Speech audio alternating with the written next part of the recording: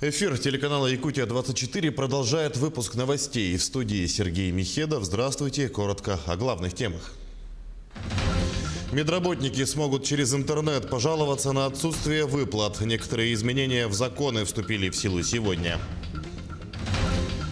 Более 110 миллиардов рублей направят на расселение аварийного жилья в Якутии. «Человек из Подольска». В Дерюнгринском театре кукол состоялась премьера спектакля.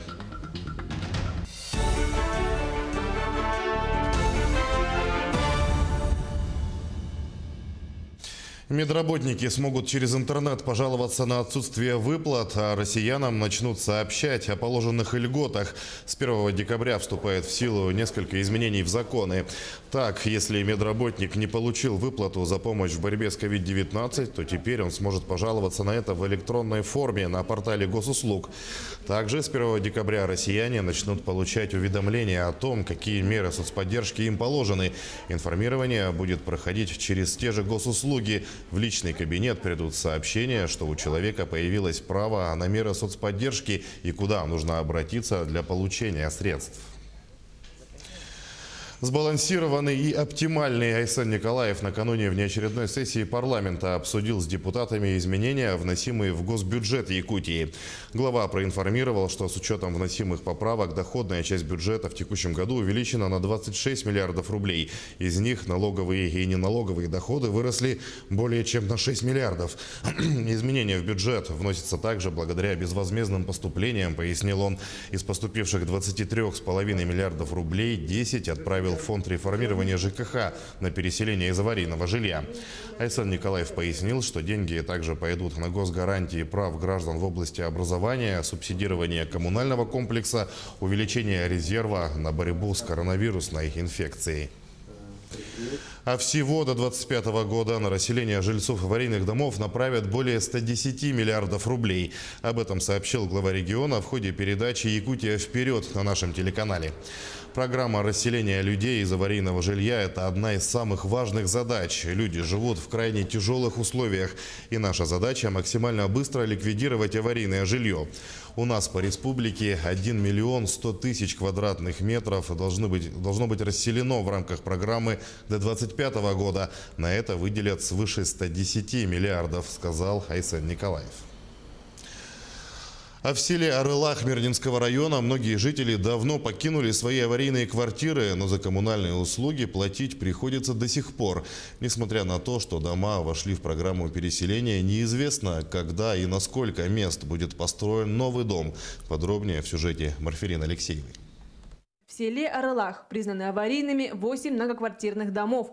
Переселение ожидает 121 человек. Однако, не дождавшись переселения, жители давно стали съезжать с ветхих домов. Так полностью закрыт 15-й дом по улице Центральная. На той же улице в 12-квартирном доме на сегодня действует только 4 квартиры. В 10-м мы заселились, но через 6 лет из-за того, что он рушится, мы переехали на дачу. Люди переехали все своими усилиями к родственникам на даче. Это даже вот так вот, если посмотреть, он у нас скоро, наверное, в гармошку соберется.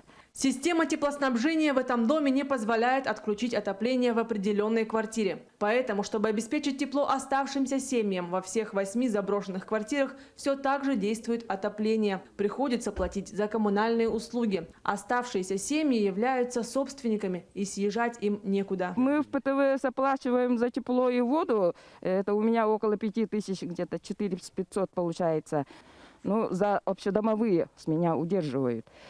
И еще идет за мусор. В тот раз приезжали, узнала, что можно от него отказаться, заявление написать. Нас про это вообще не информировали.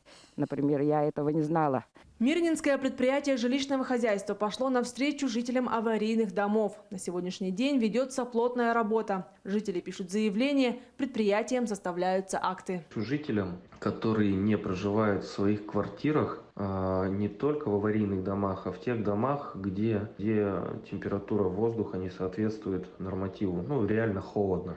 Мы составляем акты и снимаем не то, что они не оплачивают, мы сейчас будем снимать вообще всю задолженность, которая у них накопилась. Такой редкий случай, мы на него пошли, потому что, чтобы не копить свою дебиторскую задолженность. И понимая то, что жители никогда не вернутся в эти квартиры. Зачем им платить за то, где они не живут? У меня нет резерва жилья, чтобы я могла уже те другие дома, которые вот 27-й, 28-й, 29-й дом, там 15-й, 16-й, я их не могу сейчас пока. Ну, они люди пока живут, но по идее-то я их должна куда-то оформить и им выдать какие-то временное жилье. Существует один вариант, который жителями не рассматривается. Временное жилье имеется в поселке Заря. Это почти заброшенное поселение. Находится в 30 километрах от Арылаха. В Заре проживает около 50 человек. И там пустует много благоустроенных домов. Никто, конечно, туда не поедет. Там, хотя дома все благоустроенные. Там дома благоустроенные, там тепло, свет, все есть. Но вот транспортная именно отдаленность, вот этим все сказано. Чвонинский Наслик является участником республиканской адресной программы переселения из аварийного жилфонда до 2025 года. Однако нет точного количества домов и лиц, включенных в эту программу. До сих пор собираются и оформляются документы. А это означает, что строительство дома начнется не скоро. Марфилина Алексеева, Артем Алексеев, Мирнинский район. Тепличный комплекс планируют построить в Ленском районе. Строительство запланировано в следующем году. Как сообщает местная администрация, с 1 января Ленский район переходит в третью группу районов республики – сельскохозяйственную. В этом году была введена в строй новая животноводческая ферма на 120 голов в селе Бичинча, новый телятник на 200 голов в селе Батамай. Приобретено и доставлено 100 стельных коров из Архангельска. Построены новые молокоприемные пункты для поселений. Также в Батамае началось строительство нового молочного цеха с сыроварней в селе Ортунахара, коровника на 120 голов. А в 2021 году планируется строительство большого тепличного комплекса «Иконибас». Какое архитектурное будущее ждет поселок Кангаласы и может ли холод вдохновить на развитие архитектуры?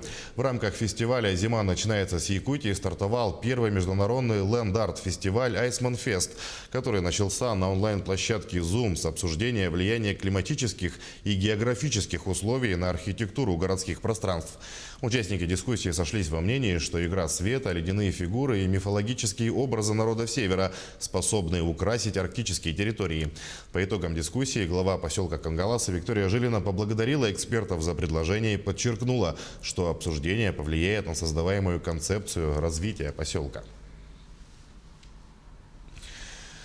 В Нерюнгринском театре кукол состоялась премьера спектакля «Человек из Подольска». Эта пьеса современного писателя и драматурга Дмитрия Данилова идет во многих театрах страны. Какой ее увидели нерюнгринцы, расскажет Ирина Кичигина. Режиссер спектакля Петр Скрябин не сразу проникся сюжетом пьесы «Человек из Подольска». Но время, которое театр пережил без зрителя, расставило все на свои места. Сюжет пришелся как раз подходящим к юбилею города. К тому моменту у Петра Трухановича уже сложилось видение спектакля, и он понял, что это именно то, в чем сейчас нуждается современный зритель. Сама пьеса о том, как мы любим или не любим свой город, себя в своем городе, свою страну, себя самого. Вот. Ну, такая, в общем-то, очень вещь получилась довольно общечеловеческая. Сюжет пьесы одновременно реалистичен и абсурден. На первый взгляд, в полицейском участке творится беспредел. Задержан ничего не понимающий прохожий, которого запугивают и угрожают. При этом все, что от него требуют, это рассказать о своем родном городе, о своей жизни, о том, что он видит вокруг. И выясняется, что задержанный всю жизнь проводит по инерции, без целей, без любви к работе, окружающим, без ощущения прекрасного. Это и вскрывает общую проблему, которую артисты хотят донести до зрителя. Прочитав эту пьесу, я поняла, что я хочу со зрителем об этом поговорить. Это главная причина, по-моему, для актера, когда встречается животрепещущая тема, которая тебя волнует. Это, по-моему, главный стимул для актера. Зрители увидели то, о чем многие даже не задумывались. И каждый сам для себя выбрал, на чьей он стороне и за кого переживать. Но равнодушным точно не остался никто. Это касается моей жизни сейчас. Это переоценка ценностей, вообще увидеть ценность в том, что рядом. Он интересный, очень. Такой, как чемодан с двойным дном. Вот. Но спектакль хороший, мне понравилась очень музыка, динамичность какая-то определенная. Довольно весело подан. Несмотря на название, сюжет спектакля не привязан ни к месту, ни ко времени. Поэтому играть его можно долго, и в любом городе он всегда будет актуален. Ирина Кичигина, Вадим Барашков, Нерюнгри. Некоторые организации Мирного уже украсили свои здания к Новому году. А как преобразится город к новогодним праздникам и какие мероприятия проводят для горожан, расскажем в материале далее. Пока центральная площадь Мирного не готова к встрече Нового года. Но эта неделя изменит многое. В центре города не только вырастет ель, но и ледовые и снежные скульптуры. Покататься на площади, несмотря на пандемию, тоже получится. Горку с неоновой подсветкой в этом году установит компания «Алроса» в Мирном. Другие поселения, Айхал и Удачный, впрочем, тоже не обойдут стороной. Прошлогоднюю горку на свалку не отправят, установят в городском парке. Украсят центральную площадь Мирного также фигура символа наступающего года «Бык» и персонажи мультфильма «Ледниковый период». Они появятся на площади в середине декабря. В период пандемии COVID-19 отменены традиционные народные гуляния. Вместо этого Управление культуры города проводит онлайн-мероприятия в своем инстаграм-аккаунте. Это конкурс на лучшую дворовую ель из снеговика, слепленного своими руками. Все желающие также могут принять участие в флешмобе. Условия самые простые. С 1 по 10 декабря вы можете установить дома елку, украсить, подключить гирлянду и заснять на видео, выкладывать на своей странице Инстаграм. Ставите хэштег «Зажигай мирный», «Мирный зажигай огни на елке», отмечаете организатора ВСК «Мирный». Ну и самые лучшие видеосюжеты будут поощряться призами Управления спорта, культуры, молодежной политики. Ну а главная новогодняя ель засияет огнями 5 декабря. Ее включат в онлайн-формате с участием артистов Мирнинского театра. В 18 часов на YouTube-канале городской администрации пройдет трансляция. Анна Винокурова, Роман Ларин, Кирилл Шолохов, телеканал «Алмазный край». К этому часу это все новости. Мы следим за развитием событий. Берегите себя, не забывайте носить маску. Увидимся чуть позже на канале Якутия 24.